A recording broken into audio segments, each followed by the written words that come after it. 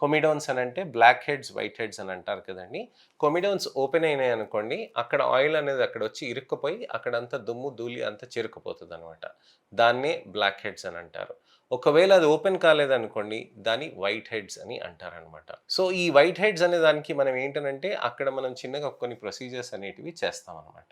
అయితే ఈ కొమిడోన్స్ అయిన దాంట్లోంచి మనకేమవుతుందనంటే, ఒక బాక్టీరియా అనేది లోపలికెళ్తుంది. ఈ బాక్టీరియా అనేది లోపలికెళ్ళి, ఆ కొమిడోన్‌లో ఏదైతే ఆయిల్ ఉందో, దాన్ని తింటూ దాని నంబర్ పెంచుకుంటూ ఉంటుందనమాట. ఈ బాక్టీరియా పేరే ప్రొపినోబాక్టరం యాక్నెస్ అంటారు. ఈ ప్రొపినోబాక్టరం యాక్నెస్ లోపలికెళ్ళినప్పుడు తిని దాని నంబర్ పెంచుకుంటున్నప్పుడు బాక్టీరియా చర్మంలో మనకి పెరుగుతుంది కాబట్టి డబ్ల్యూబీసీస్ మన తెల్ల కణాలుంటాయి కదండీ! ఈ తెల్ల కణాలొచ్చి ఆ బాక్టీరియాని చంపాలి గదండీ! సో, అందుకోసం ఆ తెల్ల కణాలన్నీ అక్కడికొస్తాయి. అవి అక్కడికొచ్చినప్పుడు అక్కడ ఎర్రగా మారిపోతూ ఉంటుందనమాట. ఆ ఎర్రగా మారిపోయిన దానికి చర్మానికి మనకక్కడంతా మనకి పింపుల్‌లాగా తయారవుతుందనమాట. ఈ పింపుల్‌లాగా తయారైన దానికి మనకేంటనంటే అక్కడ నెమ్మదిగా, నెమ్మదిగా అక్కడంతా ఎర్రగా అయిపోయి చర్మం కందిపోయి మనకి పింపుల్స్ బాగా ఎక్కువగా కనిపిస్తూ ఉంటాయి. వీటినే పాపులార్ యాక్నే, నాడ్యులర్ యాక్నే అని అంటాం. మరీ పస్ ఎక్కువొచ్చేసిందనుకోండి, చీమ ఎక్కువ గట్టేసిందనుకోండి సిస్టిక్ యాక్నే అని అంటారనమాట.